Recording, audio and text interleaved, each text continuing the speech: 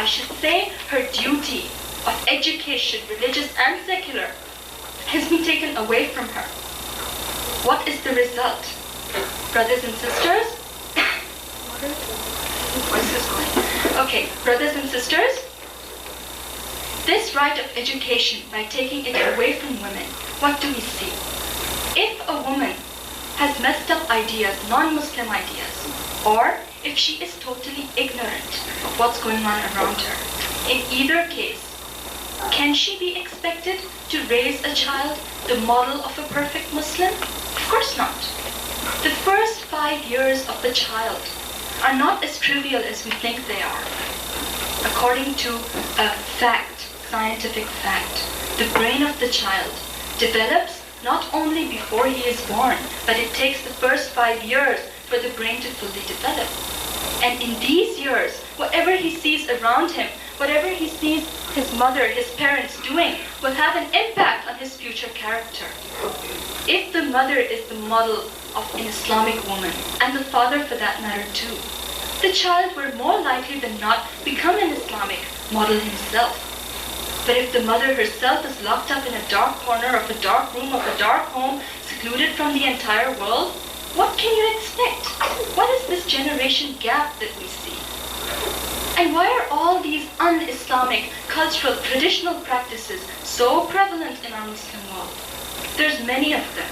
Let me just take one, jahez, dowry, as you saw in the skit earlier on. It is a big thing in India and Pakistan at least. And what is this? Well, this is that at the time of marriage, the girl has to bring cash, furniture, God knows what not. This is totally un-Islamic. Then why is it that so many good girls cannot get married because of this? And if they are getting married, a lot of times their parents don't even ask them if they want to get married or not. The Quran is very clear on this. يَا أَيُّهَا الَّذِينَ آمَنُوا لَا يَحِلُّ لَكُمْ أَن تَرِثُوا النِّسَاءَ كَرْهًا. O you who believe, it is not lawful for you to take a woman by force against her will. No. And if they do get married, may God forbid it, but if to a cruel, unkind person, they bear his excesses their whole life. Number one, because they don't even know that according to Islam, if a woman wants, at the time of the marriage, in the marriage contract, she can put the stipulation and keep the right of divorce in her hands. And if I am wrong, Brother Jamal Badawi, please correct me. I request you right now. Okay, he's saying I'm right. Okay, so this, pardon? Oh, there's more even, okay. I don't have time, that's the problem. Anyway, so this is one thing. The other thing, in some very traditional families, if a girl even wants to ask what is in her marriage contract, or what the contract is, period, they label her as shameless. And if such a naive girl does get divorced, why does the whole society look down upon her? Islam does not, Allah does not. In the Quran, in fact, where Allah is reproaching the wives of the Prophet Muhammad for giving him a hard time, he says that if you do not repent, I will replace you with women better than you, ثَيِّبَاتٍ وَأَبْكَارًا, who will be married previously and who will be virgins.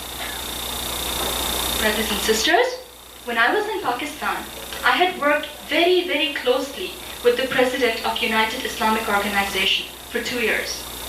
And in fact, she'll be coming to America later on this year. Ask her and she'll tell you, day in and day out, how many cases of women there are suffering, having serious problems because of these and many other un-Islamic practices. And when I say un-Islamic practices, I am including all these Western forms of dating and whatnot. I'm including all of these.